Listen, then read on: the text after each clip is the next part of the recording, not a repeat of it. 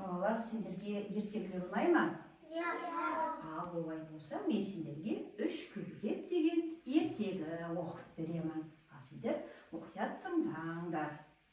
Күн шуақты алаңқайда апалы сіңілі үш көбелек тату-тәтті өмір сүріпті. Олардың біреуі ақ, екіншісі қызыл, үшіншісі сап-сары екен. Көбелектер гүлден гүлге қуана ұшып қонып, өмірлерін көңілді өткізіпті. Бірде тасыр-тұсыр етіп жаңбыр жауып кетеді. Көбелектердің қанаттары дымқылданып, қайда тығыларын білмей дал болады. Ал себелеп жауған жаңбыр тоқтар емес.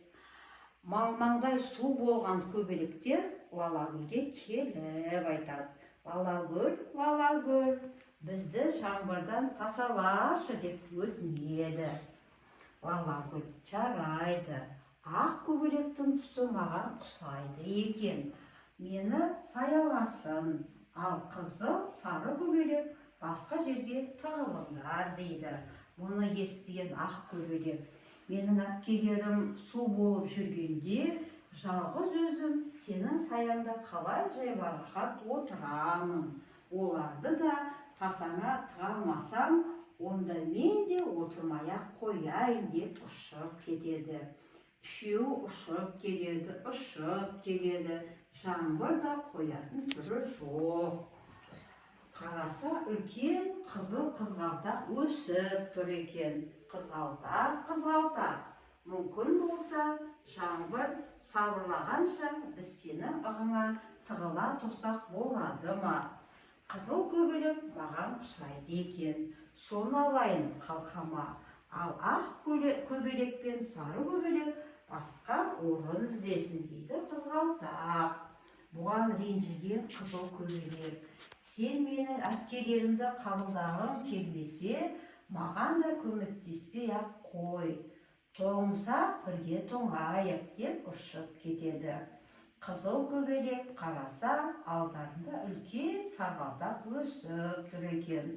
Олар гүл жанына ұшып келіп: о, тамаша сарғалдақ, жаңбыр тоқтағанша сені ықтай тұрайықшы деп өтінеді. Жарайды, мен өзім түсте сары көбелекті жаңбырдан қорғай тұрайын, басқалары өзге жер іздеңдер деп жауап қайтарады. Жоқ, сен менің әпкелеріме көмек бере алмасаң, мен де сені паналамаймын, одан да су болғаным артық деп жауап қайырып ұшып кетеді. Көбелектердің бұл сөздерін бұлттың ар жағында тығылып тұрған күн естіп қалады. Күн көбелектердің өзара татулығына, ауызбіршілігіне қуанады. Оларға көмектесуге ұйғарады.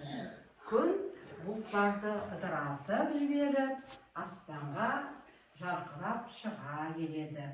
Жылы шуақтарымен көбелектердің су болған қанаттарын кептіріп, алтындай сәулелерін арқаларынан сипайды.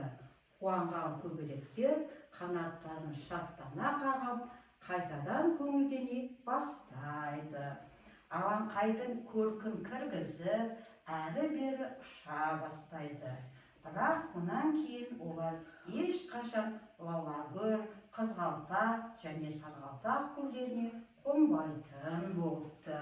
Шын достар тек қиындықта саналады деген сөз содан қалған екен. Балалар, ертегі ұнады ма сендерге? Иә.